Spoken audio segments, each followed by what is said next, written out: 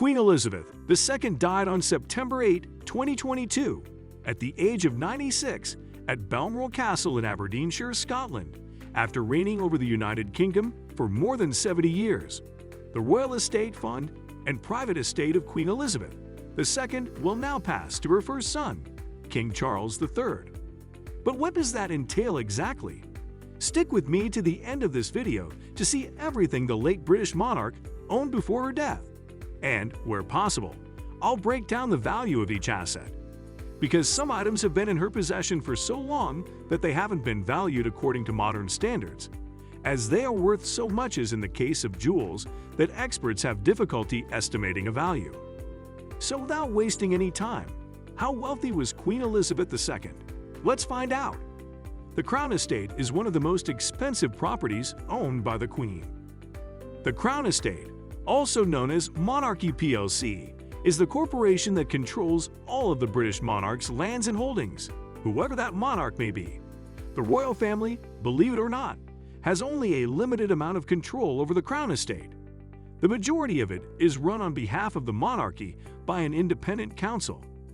However, the Crown Estate technically owns all of the lands in Wales, Northern Ireland, and England. In contrast, Scotland established its own estate, the Crown Estate Scotland, in 2016, which operates as a public corporation on behalf of the Scottish government.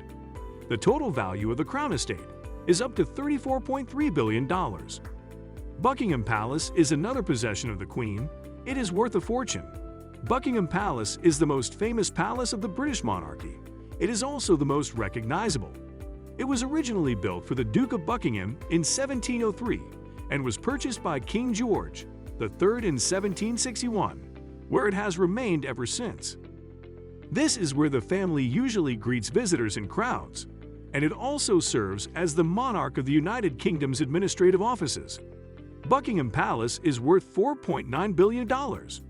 She also owns the Koh-i-Noor Diamond. It is one of the largest cut diamonds in the world.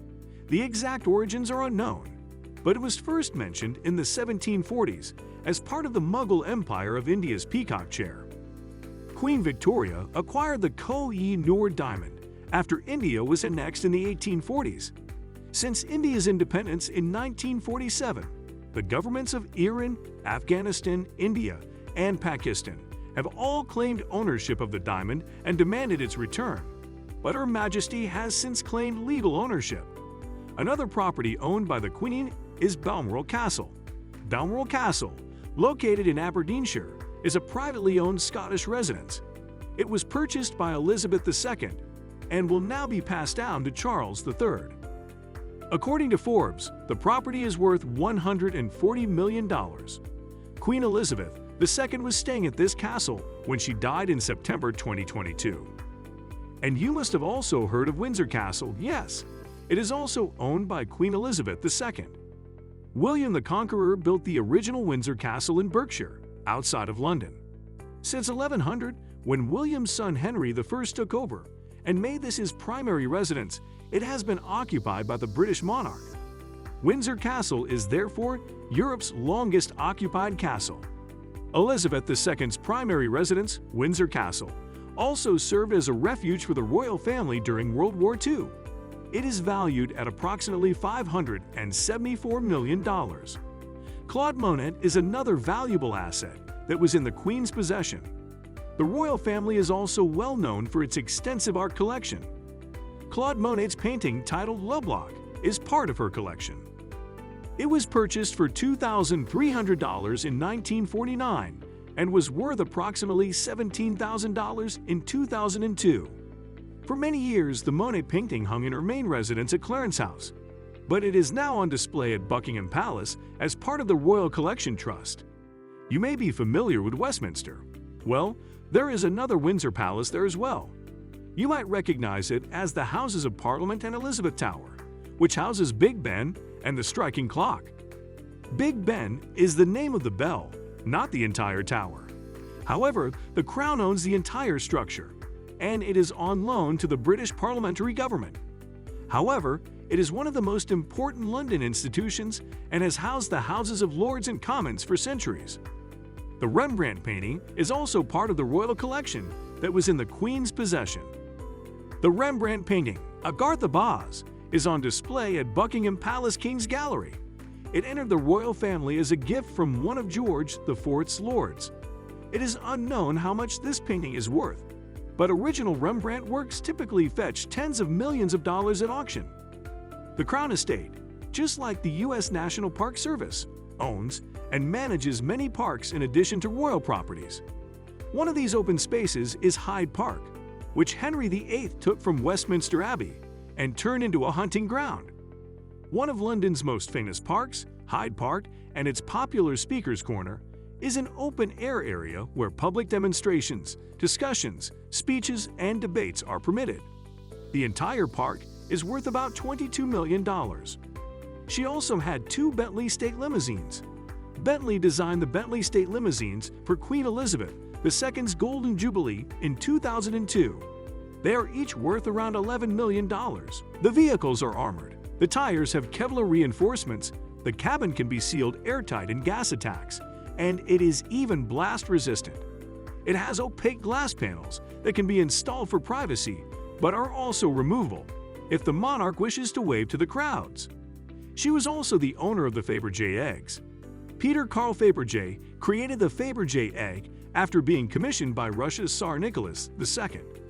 It was given to Queen Mary in 1933 and is now housed at Buckingham Palace. The Royal Collection owns at least 4 of the 57 Faberge eggs that have survived. The Basket of Flowers egg, the Colonnade egg, the 12-panel egg, and the Mosaic egg are among their collection. Original Faberge eggs are worth millions of dollars. Greenwich Park is also owned by the Queen. Greenwich Park is a former hunting park in London that overlooks the River Thames and the Isle of Dogs. It is also the location of the Prime Meridian, which serves as the reference point for Greenwich Mean Time, which is used to determine time zones around the world. The park is currently being renovated and restored to preserve its historic significance and increase biodiversity. It's not just family estates, jewelry, and property that the Queen owns.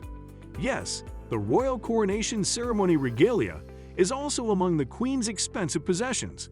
This was the same ceremony regalia present at George V's coronation in 1910, and it is all on display at the Tower of London when not in use. Some of these regalia were expected to reappear at King Charles III's coronation.